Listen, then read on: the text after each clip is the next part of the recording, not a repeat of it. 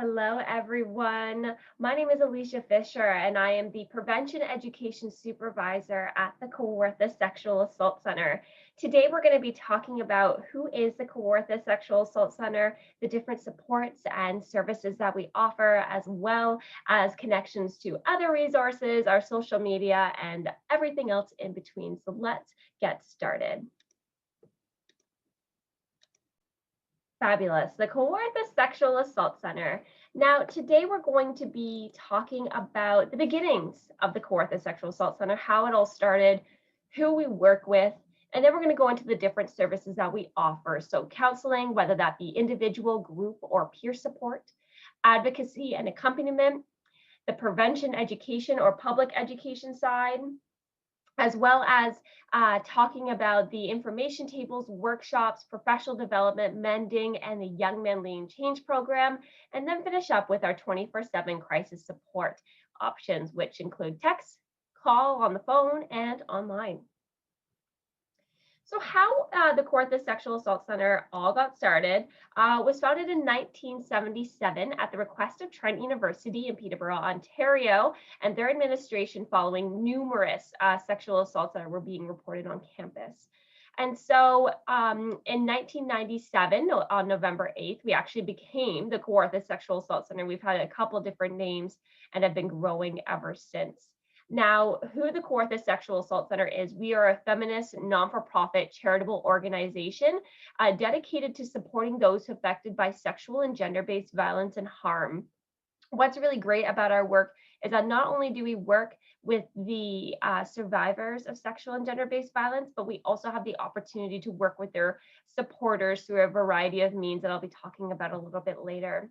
We support all genders at our center, and our work is grounded in an intersectional, feminist, anti-racist, anti-oppressive framework, and is rooted in trauma and violence-informed principles of safety, transparency, choice and collaboration, and resilience.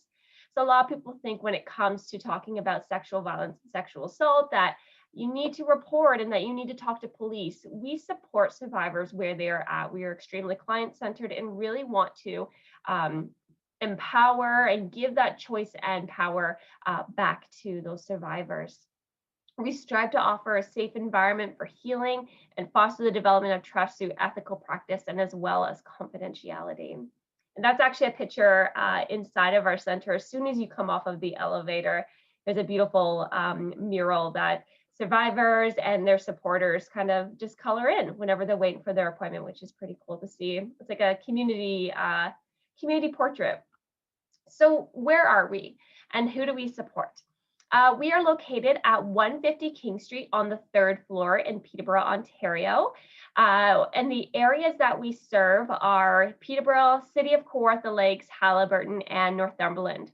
And as I said, we support all genders, all survivors, regardless of gender identity, that are impacted by both current and historical acts of sexual and gender-based violence over the age of 16. Now, we do have various programming for youth available and can connect you to external services. We have our supports are currently on phone, video, and in person. Now, those in-person supports are only available via appointment only. And obviously, with the current COVID pandemic going on, everything is changing quite quickly. But for those with extenuating circumstances, we do make space for you. So if you're in a situation that is unsafe, where you can't be on the phone and you can't be on video talking to a counselor, or that you don't have access to Wi-Fi, we do have a safe and sanitized area available. And all supports and services are free. Now, we're going to talk about the counseling side at the Kawartha Sexual Assault Centre. So we have individual counseling, and I also mentioned peer support. And I'll get to that in a little bit, but individual counseling is trauma-informed, again, free and confidential. So counseling is available for individuals of both recent and historic sexual assault, as well as other forms of sexual violence. So it doesn't have to be that you've experienced sexual assault per se, but any forms of sexual violence. So that could be anything under the big umbrella of sexual violence, like stalking, name calling, catcalling, cyber violence, gaslighting, cyber attacks based on your sexuality and gender identity and expression. So really anything under that umbrella we can support you with. And the counseling or consultation as a parent, caregiver, or partner of a survivor is available. We do have opportunities for educators as well. So if you are a teacher and you're wanting some support or accompaniment, that's a little bit later, but we do offer that as well. Under the age of 16, you can call us and we can provide you information on services and help connect you to community supports. So do not feel as if you know someone who's under the age of 16 who has experienced some form of sexual assault or sexual violence that you can't contact us. You can certainly contact us and we can provide you with support or perhaps offer you other types of group opportunities. One that comes to mind is our horses program, Building Internal Resilience Through Horses, and that's offered for female identifying individuals between the ages of 12 and 18. And then we do offer peer support, and that can also be offered on an individual basis, right? So if you're looking for just someone to talk to, and that's not so much in a clinical framework, but really just another member of our community who is also a survivor, that peer support option is available. We also offer group counseling as well. And so we have a variety of different workshops and group counseling opportunities. We offer psychoeducational groups and workshops, therapeutic groups, and even expressive arts. And some of the ones below, Building Internal Resilience Through Horses, trauma-informed yoga, expressive arts, flow, which is all about gentle movements, creative response, mood walks, journaling. We offer a variety of group counseling opportunities, and those shift, and the availability of those we usually have at least something going on every month. But with the pandemic, things have kind of shifted so in availability. But if you're wanting more information about those services, you can either head on over to our website, kawarthasexualassaultcenter.com, or you can call our office line, which is available Monday through Friday. Yeah, Monday through Friday, 9:30 to 4:30, 705-748-5901 is the number there. So advocacy and accompaniment, what do we offer on that side? So that's available to survivors of sexual violence. And so these accompaniments and advocacy can be anything from attending a medical appointment, speaking with police, a legal appointment, dealing with court and criminal justice services. So at that point, you are linked with either a volunteer or a staff member who can provide that support. So survivors of sexual violence may be eligible for criminal injuries compensation, supports with victim services, and we can help you navigate that process. And if at any point you're experiencing any barriers to a service, and we can help advocate for you as well to have access to those services through a compassionate and anti-oppressive service response. So the prevention education side, now this one is definitely out in the forefront in community, definitely all around our encompassing areas. So prevention or public education. So we offer education, workshops, professional development opportunities. All of this can really vary just depending on what your group or organization wants. So we speak to community organizations, campus clubs, athletic teams, and any sort of educational level we have and can speak to and support you folks. So we've spoken to everyone through kindergarten, through high school, college, university. We have spoken to and worked with athletic teams, employment planning communities, various levels of government. So we really offer a wide range of supports. And those conversations and educational opportunities are surrounding the very big world of sexual violence. So sexual violence is a systemic issue and is connected to a lot of different intersecting parts of our identity and frameworks as to how we operate in this society. So some of the topics, and it's certainly not limited to these, can be topics around consent, healthy relationships, bystander intervention, Sexual violence in the workplace. We collaborate with a lawyer with those presentations. Resiliency, trauma-informed spaces and groups. We talk about mental health, how to support a friend, and human trafficking. We also do information tables and male ally opportunities. We've spoken on panels and provided kind of that peer support at events, right? So if you're holding an event and you're worried or concerned and thinking about the possibility of someone being activated by the content or triggered by the content, we can be there to support audience members, members of your or colleagues, or really anyone accessing your services to provide that support if they need someone to talk to. So now we're going to get into more of those male ally opportunities. Oh, sorry, before we do, I just want to say quickly that these elementary and secondary school webinars are available on our website, kawarthasexualassaultcenter.com. You can select the learning tab and then the elementary and secondary school webinars. So, MENding and young men leading change. What are those male ally programs all about? So, MENding is a male ally leadership program focused on engaging men in ending gender-based violence. So, these programs do vary. We are in the development of creating an online self-directed MENding course. But what the heart and soul of this program is typically 4 3-hour sessions. And in these 3-hour sessions, they talk about what is gender-based violence and what does it look like? What does it mean to be a man, and how certain ideals about men interact with gender-based violence? What is consent and healthy relationships? What can we do with this knowledge? How can we become active interveners instead of bystanders, right? Not letting that locker room talk just slip by. How do we actually get involved and make change in those spaces? How can we continue our learning through facilitation and be excellent male leaders and allies? And so we know that the majority of sexual and gender-based violence is perpetrated against men. And it doesn't mean that men aren't the victims of sexual violence. In fact, when we look at sexual violence, the most common perpetrators of male victims of sexual violence is male perpetrators, right? And it's something that all genders share in common. And so, yes, when we see that the majority of sexual violence is perpetrated by men, we know that there are men out there in this community, and in fact, more than what we see perpetrating these forms of violence.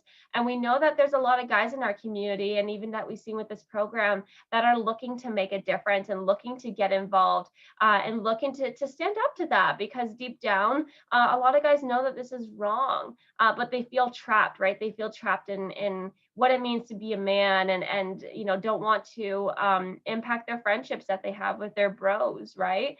So or even male colleagues and friends and family members.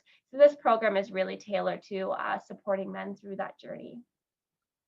We also have a Young Men Leading Change program. So this is it's similar to the MENding program, but it is tailored more towards racialized and newcomer men.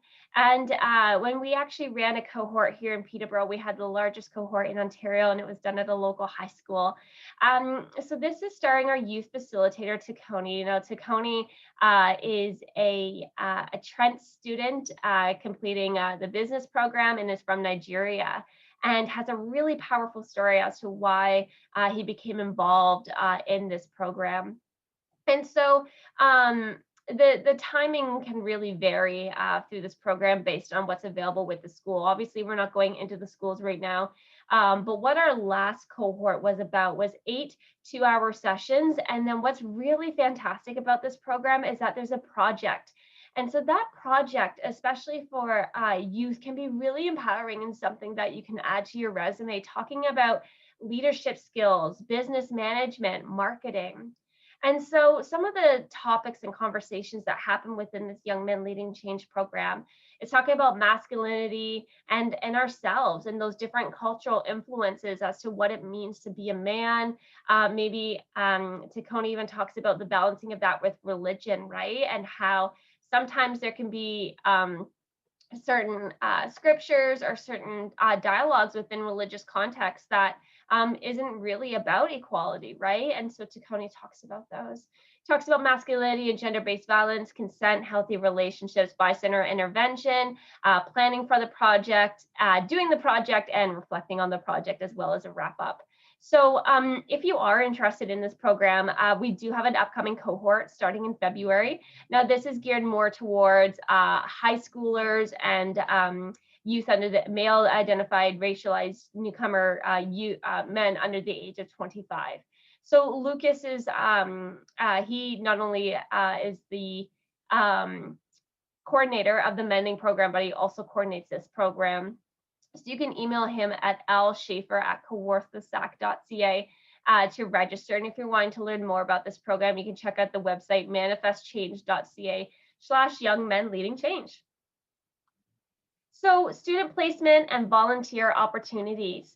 So we have a variety of placement opportunities, volunteer opportunities with the center, and this can all really be tailored based on what your needs are and what you would like to get out of time with the Kawartha Sexual Assault Centre. So any and all educational backgrounds are welcomed.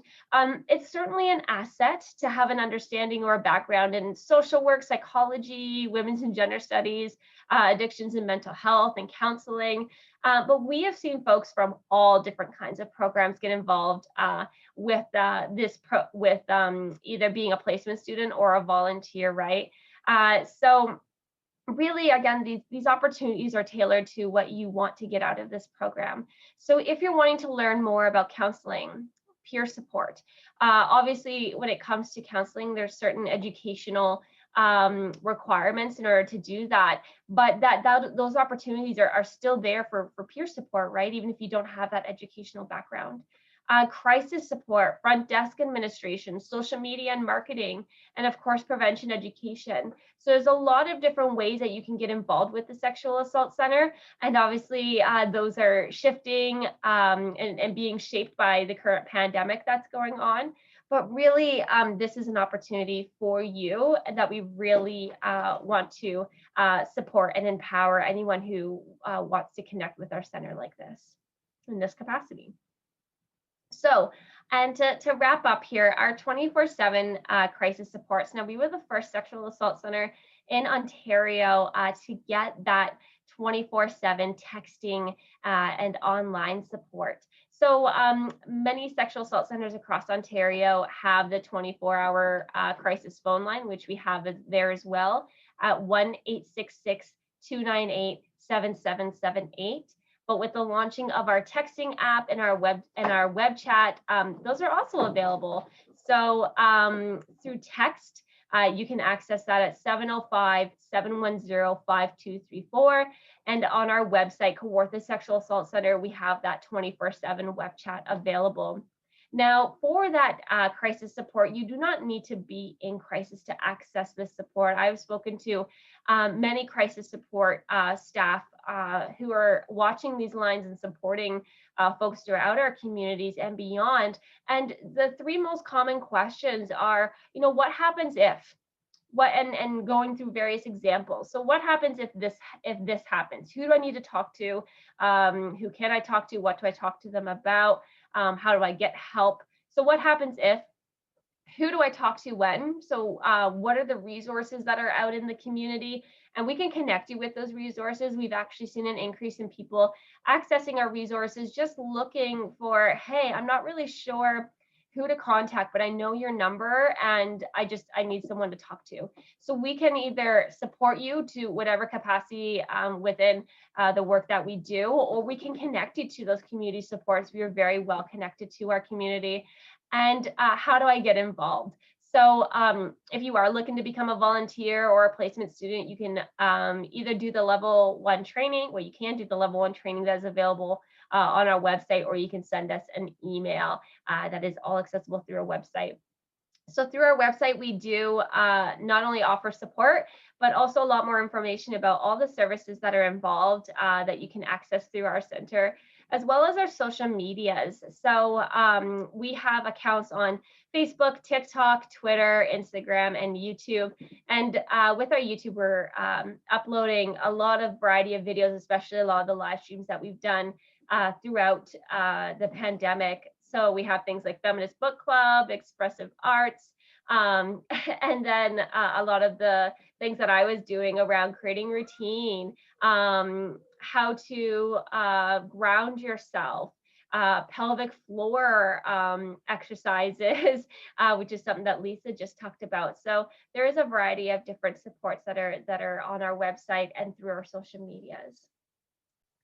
So I want to thank you all for joining us, and please do not hesitate to reach out. We are here 24/7 to support you in whatever capacity that you need. So thank you everyone so much, and enjoy the rest of your day.